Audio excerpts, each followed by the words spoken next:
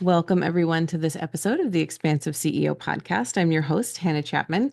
And today, my guest is a very special, longtime friend and colleague and collaborator. And I am so excited for this conversation because we're going to talk about mentorship and what mentorship really, really, truly means in business, in life, in organizations, and in your day to day just living and breathing and how we get through crisis, how we get through uncertainty, challenging times like we're experiencing right now and have been over the last year.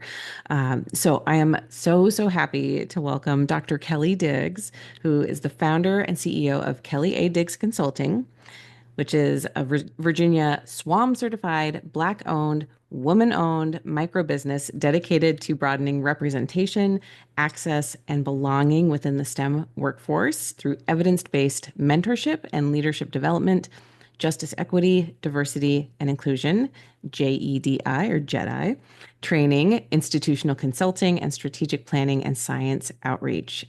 Kelly is an amazing human. I'm so excited for you to be here. Kelly, thank you. And tell me more. Tell me all the things about you. Why you are here doing what you're doing. Oh my goodness, Hannah, it is such an honor and a delight. And thank you so much for the invitation. I am excited to be here with you and to be a part of your ecosystem. So, I am a trained neuroscientist and cell biologist. I studied the brain for many years, but I stepped away from the bench many years ago because I found that the work that I was doing, I wanted to have a greater impact. So the way that I like to describe what I do now is I teach really smart people how not to be assholes. So that's my new non. Love it. It's a good tagline. But at the center of it, I am a heart-centered scientist that is really committed to making the world a much more accepting, accessible, and attractive place for us to live and thrive. And the way that I do that is supporting folks and not hijacking the brain, but satiating the mind so that we can get into our heart, so that we can really do the impact and be the impact that we want to be in the world. So I do that primarily through coaching and consulting through my work.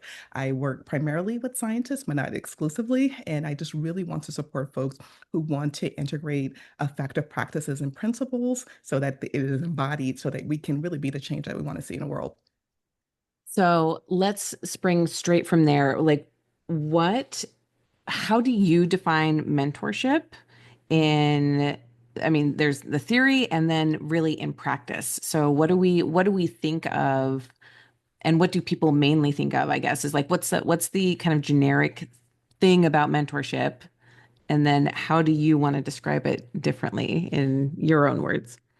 So the generic way that folks generally look at mentorship is just essentially like the protege, so that they're this like wise, all-knowing person that is imparting knowledge on this lowly individual. But I find that in mentorship is much more of an integrative, reciprocal relationship. And in the work that I do, I actually leverage a definition of mentorship that was devised by a cohort of incredible thought leaders around mentorship. And they specifically define mentorship as a working alliance, a professional working alliance where one or more individuals work together over time to help and support the professional as well as the personal growth of the individual. So the reason why I like to use this definition is because one, it realizes or acknowledges that mentorship is a relationship. And often folks think that of mentorship in the capacity of only your career or in your professional capacity. But I find that many of the mentorship principles and practices, especially the ones that I train, I use them in all domains of my life. I'm a mom of two incredible kids, and a lot of the practices I start with them, in part because I recognize that I am their first mentor, I'm their first role model, I'm the first person to impart the knowledge I have gone through the trucks and the trails of all of the experiences in order to help them hopefully move through life a bit more easily.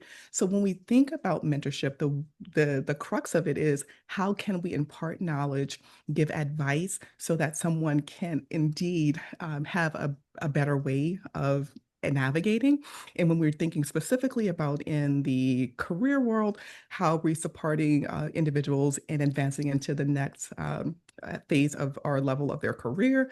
If we're thinking about our colleagues and our friends, how we're supporting them in advancing in the next level of their evolution, and doing it from a place that is really grounded in support and care. So I find that mentorship is incredibly intentional. And while many relationships evolve informally or organically, the thing that differentiates mentorship from other forms of relationship is this intentionality of supporting them into their next level of growth. So, one of the things super interesting that I think the definition that you just gave was is this that it's calling out the reciprocal nature versus like you're saying, like I think when we think of mentorship, like in a corporate setting or, who's your mentor, all that, like the point, like you said, is the top down, the manager, the VP, whoever, like mentoring down. Um, and not necessarily that like a VP is mentoring a VP, not that that couldn't also happen. But there is, it feels very transactional Mhm. Mhm. when it's put that way. Or it feels very, I don't know, like from me, like when I think back to my time in, a more corporate setting or, where the practice I was at before, it felt like I was being given homework to do, right? Like it was just like, I don't feel like you're necessarily listening to me and my ideas, um, that I think could help improve processes. And like I felt like I was just meant to take in and I wasn't really given chance to give my input back. So is that kind of like part of this different definition that you bring? Absolutely. And we often find that when folks view mentorship in a transactional role, folks often feel incredibly dissatisfied, not only the mentor, but also the mentee, because it feels that there is a quid pro quo or like there is something that has to be given in exchange, when in reality, we recognize that we all come with a wealth of experience, worldviews that shape the way that we are navigating the world. And there is not one wrong or there is not one right way to pursue a path.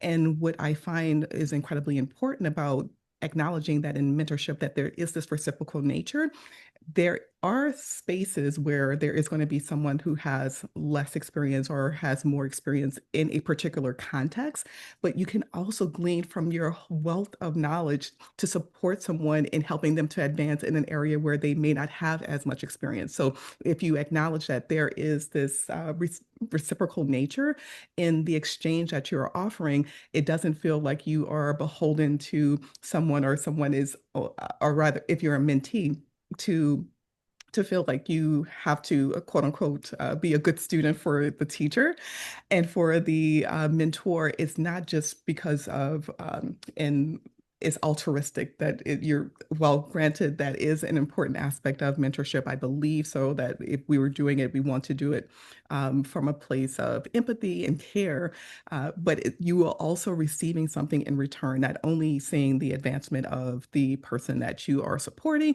but you are also getting some additional knowledge to help you in your own elevation and your own growth. So one of the things that I mean, I've experienced, and even, right, being a woman in a male dominated field, and for you being a black woman in a white male dominated field, right, there's an extra layer of things to navigate. And one of the questions that I have been, for me, for my own self, me being a white woman in a male dominated field, I've had to navigate different things. But also when we talk about allyship and diversity and inclusion, what are some ways that I can be a better ally? I can be a better help women of all colors, right? Every person of color, like really have a more equal footing. hmm Oh, that is a really, really excellent question. And thank you so much for offering that in this space. I would say that in my career, and especially when I was a research scientist working in the lab, some of my most important mentors and advocates were white men. And the ways that they showed up for me was one, leveraging their their experience, their networks, their capital, pouring into me, paying me, Hmm. which was incredibly important, but also recognizing, and I really appreciate you noting the intersectionality of our lived experiences, is noticing and calling when there are differences in our lived experiences. We don't have to have the same experience. We don't have to have the same trajectory in order to still reach a level of understanding and growth, and acknowledging that my experience may be different from you will allow you to not discount or diminish some of the challenges or concerns that I may elevate to you, as well as provide opportunities when there are spaces for how do I want to call this? For the hard talks or for those deeper discussions, to lean into what may feel incredibly uncomfortable. What I offer for many of my colleagues and for the folks that I work with is when there is a space to lean in what I like to call productive discomfort, to accept that invitation, because I find that by just pushing a bit forward, it not only creates a space where there's deeper vulnerability and deeper acceptance, but that's where we are going to receive the breakthrough and the growth. Often folks kind of shy away from the discomfort because it's for many, they conflate it to feeling unsafe. But if you acknowledge that, yes, there's just a, yes, it may feel uncomfortable. It may feel a little bit challenging, but if you invite yourself to lean into it a bit deeper, you'll be able to experience a deeper level of growth and learning, which is going to be tantamount to really making the impact and the change that you want to see. Ooh, productive discomfort is such a good way to put that. Yeah, because it's these conversations that have been like not had, Mhm, just not, I don't even want to say ignored, but just handled really poorly mhm, um, for generations at this point, mhm, right? Like, I know that our generation is desiring, wanting to do things differently, see, like having true um, equity and inclusion, like mhm, built in to the structures that we create. Um, I know that that's the case in a mhm. lot of my friends and colleagues across all kinds of different industries, but there's still, that layer of I don't know if it's bureaucracy, but there is still that layer of like, nope, this is how we've always done things, so that's how it's going to be, right? And so we are suggesting like something that can feel like a little bit of a radical change. So first, okay, I have a few places I want to go, but first, how do you help institutions? Because you've worked with some like major institutions, big research facilities, right? Like, how do you help them approach that conversation of like, we're going to do some work and it's going to take some time and this is a big change? Yes, one thing that I do is acknowledging the fear, because what is really underlying a lot of uh, the protective hesitance around engaging in these dialogues is the fear of doing it incorrectly, the fear of being perceived or misperceived as prejudice or bias. And we have to recognize the reality that we live in cancel culture. So there is a heightened risk in engaging in these dialogues and possibly doing it incorrectly. But what I offer for individuals is there are principles of practice that you can enact to do this because I often find that the bar or the threshold in order to actually engage in these dialogues is way too high. Perfection should not be the cost of entry. Right. Yeah. Oh my gosh. Yes. You're so right, though. It's so scary. It's so scary to like not, like you're saying, not want to do it wrong, not mess it up and cause more harm. Yes. Right. Yes. But the analogy that I often use in some of my workshops is this is a highway of discord. And like you are cautious when you are entering into an intersection, you similarly are cautious when you're entering to these conversations around these very important issues. And it's really something where I find that the reason why these conversations feel so uncomfortable and feel so awkward is because many folks frame them as difficult or challenging or critical. But the reframe that I like to offer is that they're just unpracticed. And Mm-hmm. having places to practice the dialogue, hopefully in a safe space where there is our group agreements and ground rules and boundaries around how we're going to communicate when there is potential harm that may ensue. Also having um, uh, vetted professional individuals to lead these dialogues is incredibly important. So that's where I come in. I have many years in training and practice, as well as my own internal self work in leading these dialogues so that I can model what it is to do it. It doesn't have to be perfect, but having the intentionality to do so in a curious way, in a way that we are acknowledging and holding our own selves accountable is what makes the difference. So I often say that there is a culture of silence about culture and science. This is from my dear colleague and thought leader in this mentorship space, Dr. Angela Byers-Winston, who uses this, and it's true. But I would also say that there is a culture of silence about speaking about culture, period.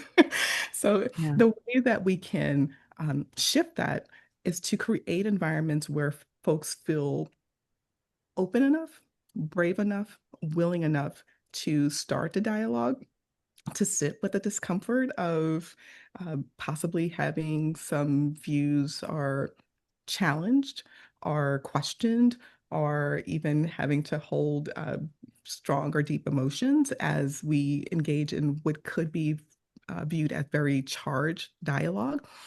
But again, going back to the point of leaning into that productive discomfort will allow us to, again, move to a different space where we can really see the change and to really shift the narrative that folks are beholden to the status quo. Because if you want to continue to do the same thing, you can. But I am a change agent, and I am here for my fellow change agents to do things differently. So I'm willing to call the elephant out, to name it, to put a pretty bow on it, so that we can see something different.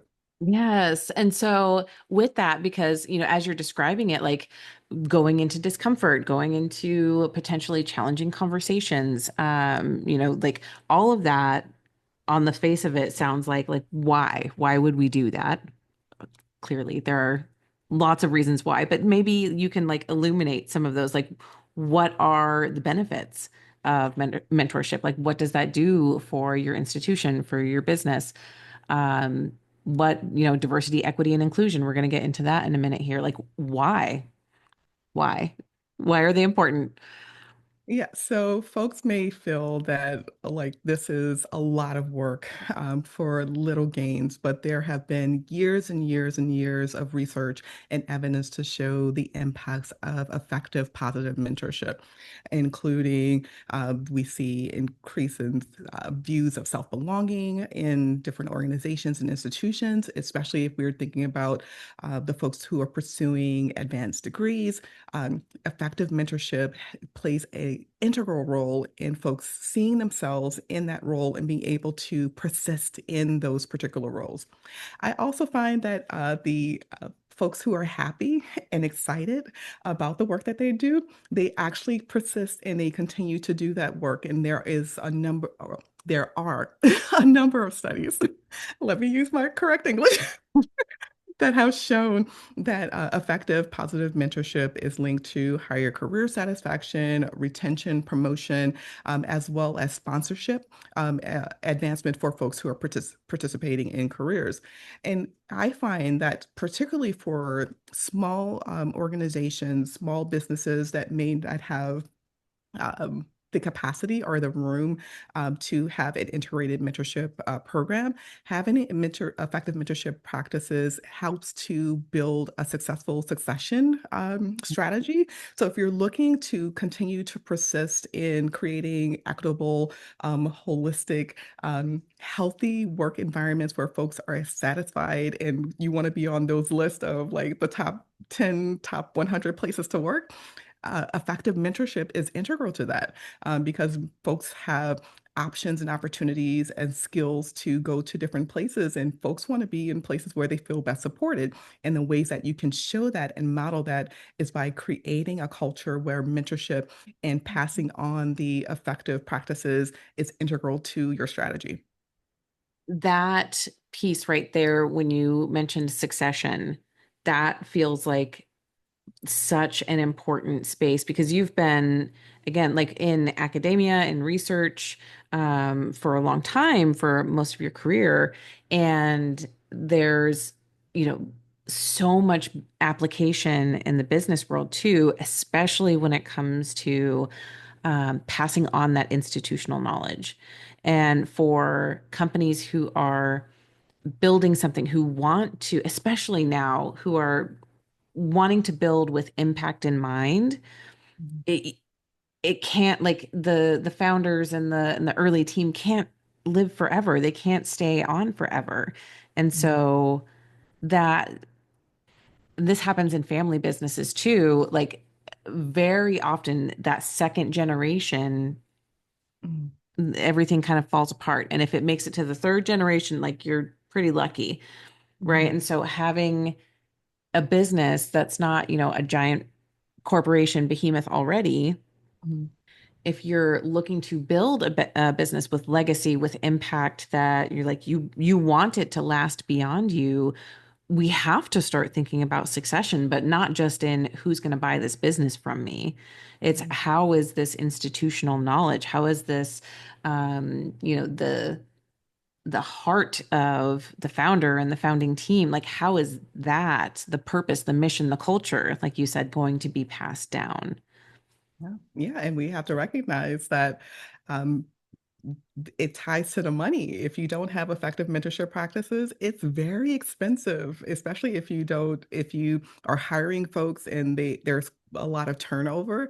Training new folks to come in that's a lot of money that's walking out the door. Similarly, if we're thinking about maintaining the integrity of a successful business, if you are not imparting that knowledge, you are literally seeing your profits go down the drain. So while again, we want to do this with, or at least my caution is that we want to lead effective mentorship practices because it is um, incredibly integral to maintaining and enhancing, advancing not only successful workforces, but really enhancing and advancing very compassionate, thought-provoking uh, citizenship or population, probably. Sure. It's also incredibly important to, again, um, increase our bottom line. So when we're thinking about the dollars and the cents by not if you have a very toxic workplace that is going to create a funnel where the money is just going to go down a tube. So don't take my word for it. Right. Yeah. Yeah. No, yeah. Don't take your word for it. Look at the statistics, right? It's like it's there, or look at your own P&L.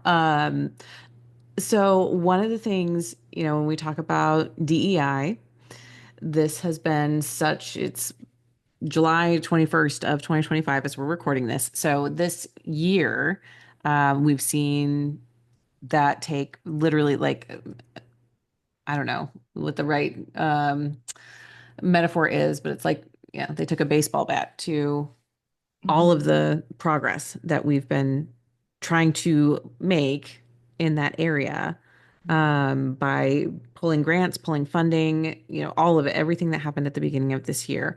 And that was a very unsettling, uncertain time for Mhm. everyone in your space and in like university research and research in general.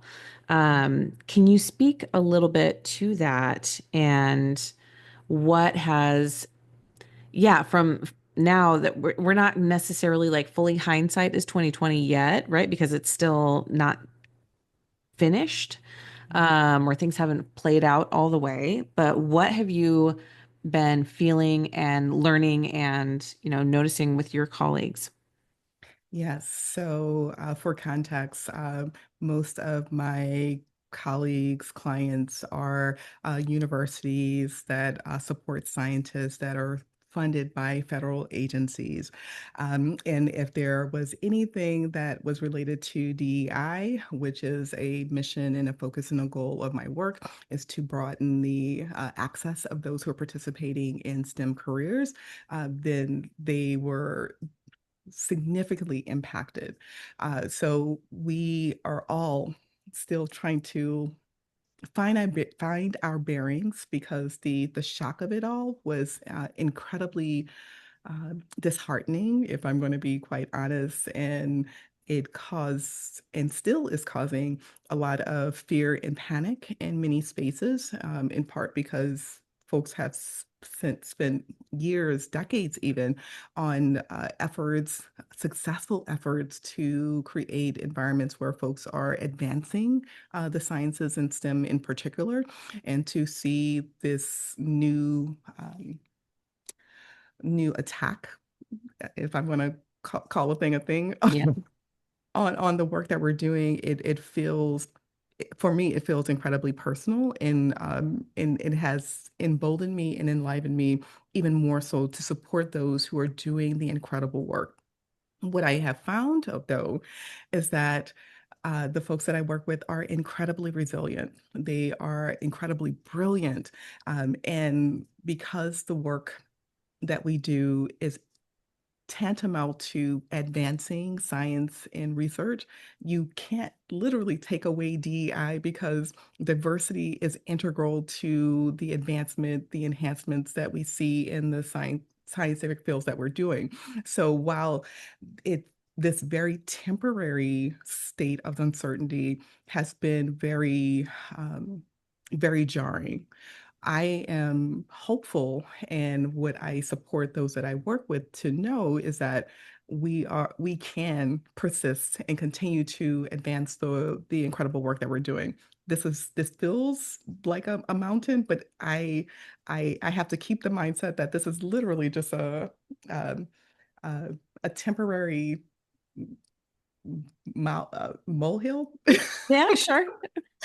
I'll go with that. Choppy Temporary waters. choppy waters, just a temporary state where being strategic, being resilient, continuing to move forward with the strategies that we know have been successful, leaning on the science, is going to help us to persist. And for that, I am just incredibly excited to see the ways that folks are continuing to navigate.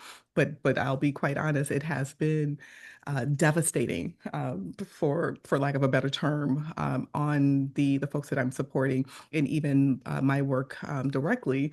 However, I am still committed to supporting those who are committed to doing the work. So here, there's still a smile on my face, and it's genuine. Yeah, no, it's so true. It's so true. And I mean, I think one of the things that we got to see, I mean, when all of that news was dropping at the beginning of this year, you were literally the first person that I was thinking about.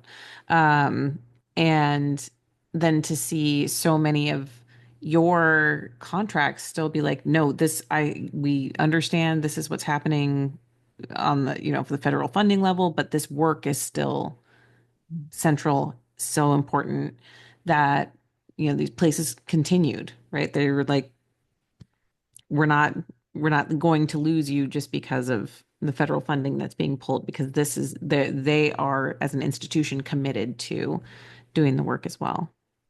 Absolutely. And again, for the work that I do, mentorship is the mission. It is integral because we have the evidence to see how it has impacted not only the trainees, but also the institutions that we work with.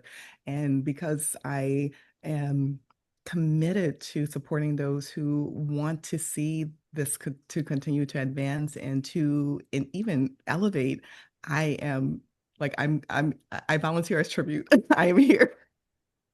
We're going Well, to continue this work. yes, yeah, and I would love to hear some of your experiences of like what that meant to you. What did mentorship mean to you? What did that help you through? I mean, I have a pretty significant story of mentorship as well that helped me really see my value, and really see my like really bolstered me in a way that I needed at that time. But I want to hear from you first. Like, what did that mean to you to have? What kind of Yeah, mentors did you have? absolutely. I am so fortunate that throughout the trajectory of my life, I've had some incredible folks that have been in my corner. Even when I think about, I was probably 10 or 11 years old, and I love to tell the story. Um, when I was 10 or 11 years old, I told my teacher that I wanted to be a doctor. For context, I am the daughter of a single mom who at the time was making less than $10,000 a year, supporting a family of four. And I lived in one of the most under-resourced areas of New Orleans, Louisiana. So to tell my teacher that I wanted to be a doctor, and also to tell my mom that I want to be a doctor, like it felt like it was a far-fetched dream. But as opposed to trying to quelch and probably like just like break my poor little heart, they fed into me. And even my mom, she was working at a local hospital. Although ironically, I never went to the doctors and I never met anybody, the doctors at her hospital.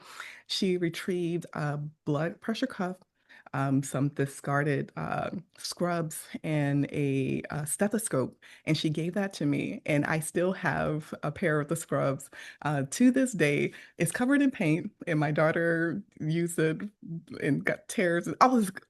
But that was integral for me to see myself, even though it wasn't even possible for me to see it in my current reality.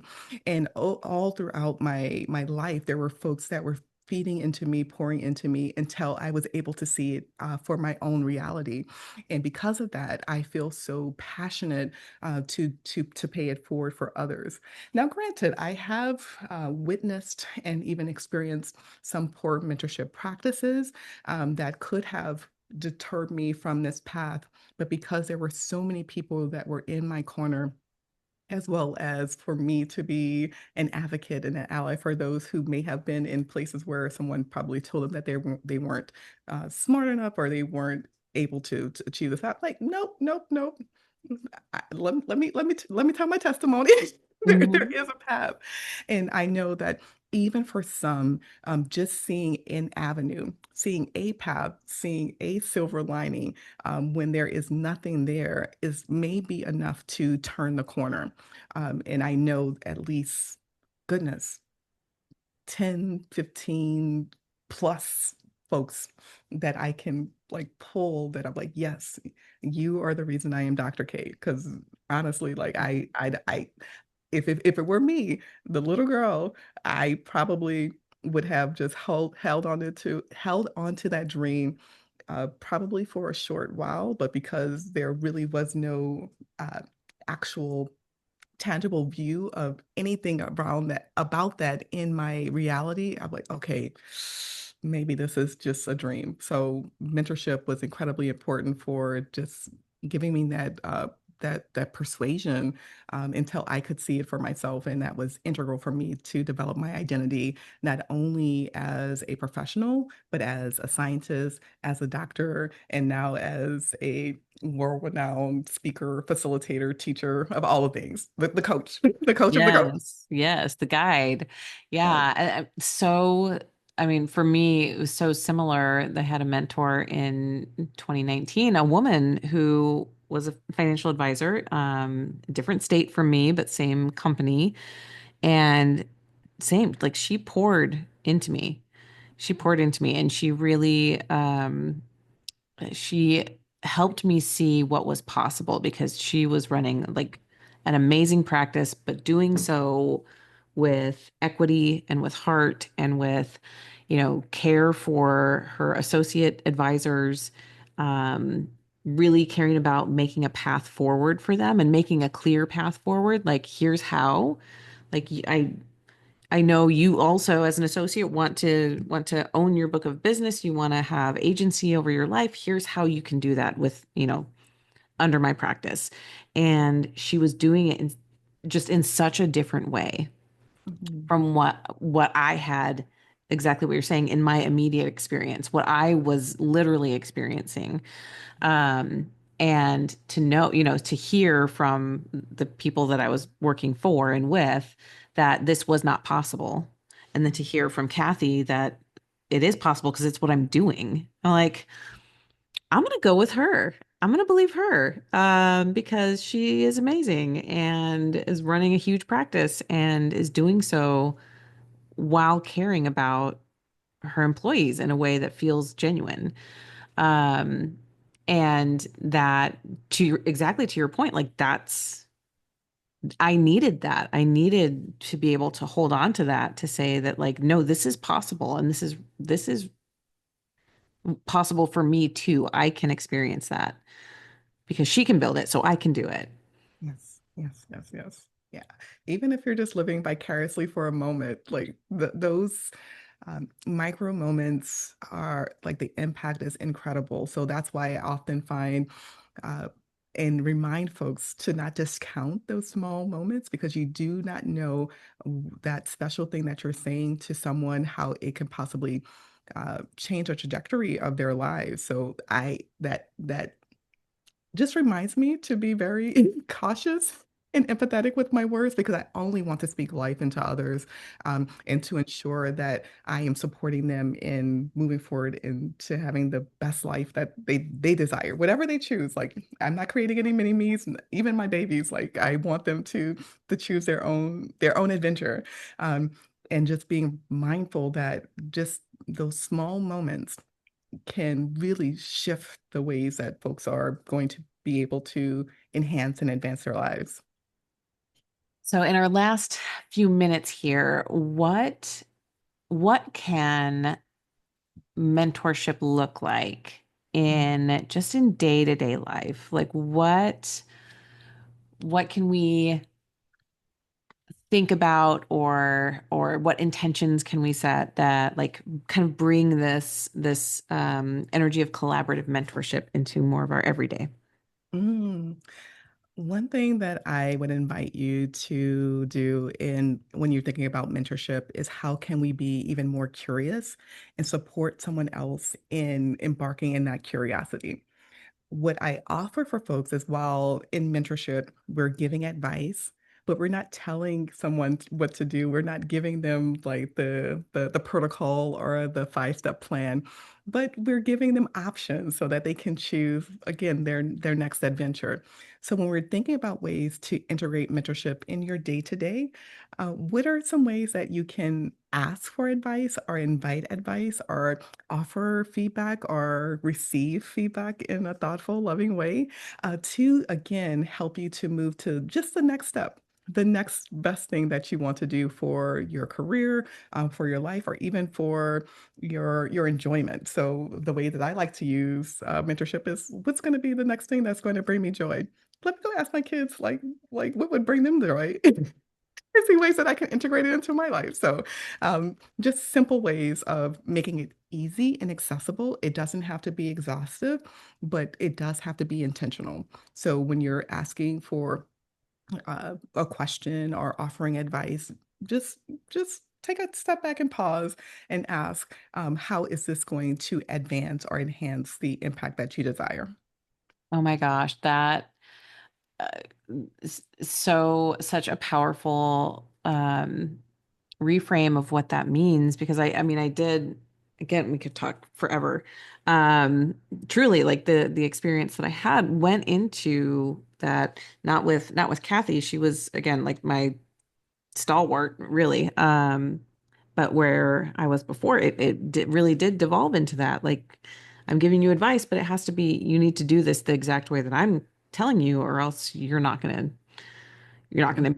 be anything. You're not gonna, be successful here. And I knew that that wasn't true, Mhm, but the culture of where I was fostering that attitude.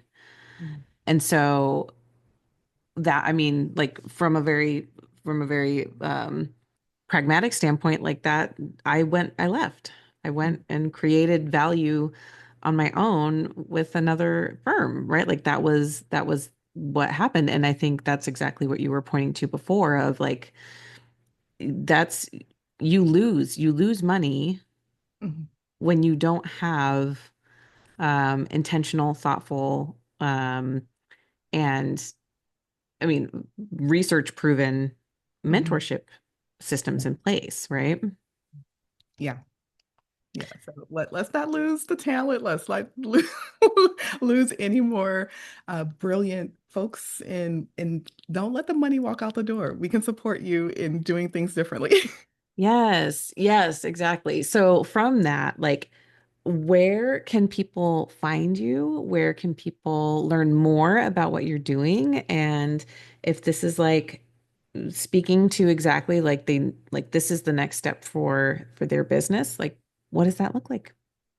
Wonderful. So I have a website, www.kellydiggs.com, KELLYDIGGS.com, where you can book a discovery call. I have a list of my offerings. I do keynotes, I do seminars, I develop workshops and programs. So if you are interested in learning more about how I can support you, just find me on there and give me a call. I'm also on all of the social media, LinkedIn at Dr. Kelly Diggs. I'm also on Instagram and I have a podcast so that I discuss interesting tidbits about my life and integrate, um, hopefully, useful nuggets of wisdom about how you can integrate it into yours, called M is for Mondays. And you can find me there at Dr. Kelly A. Diggs or Dr. Kelly Diggs or Dr. K. Diggs. It's there. I'm Googleable. You can Google me. Yes, and all of that will be in the show notes as well. So you can just click around. You can go listen to the podcast. You can go check out her LinkedIn. And Kelly, thank you so much. Your friendship, your presence in my life over the last several years has just been so treasured. And I am so, so thankful to have a like literally, you're like, you don't like the warrior. I'm a Do, are you okay? You're accepting of that. Like I do, I like see you as like a warrior on the front lines of making this change that we so need and are so, we're ready for. We can do this. And I feel like you bring that voice of like change, but also like we can do it. It's a Yes, lot, but we can do it. I appreciate it. And thank you so much, Hannah. This has been such a delight. And yes, I accept the warrior. That's my name. I'm bold, I'm graceful, I'm the warrior princess. There we go. Yes. Yes, and I'm also the cheerleader, the coach, and everything that you need in order to help you get towards the finish line because we're all in it together. Oh, I love it. Thanks so much for being here, Kelly. Thank you. That's it for this episode. Thanks for listening, and be sure to like and subscribe. And again, if anything resonated with you from this episode, I would love to hear from you. Email me at Hannah, HANNAH, at expansiveceo.com and tell me about it. And if you're ready for your greatest expansion, you can find ways to work with me at expansiveceo.com and at x2wealthplanning.com. That's X, the numeral 2, wealthplanning.com. So until next time, remember that there is enough, you are enough, and your birthright in this lifetime is to be expansive.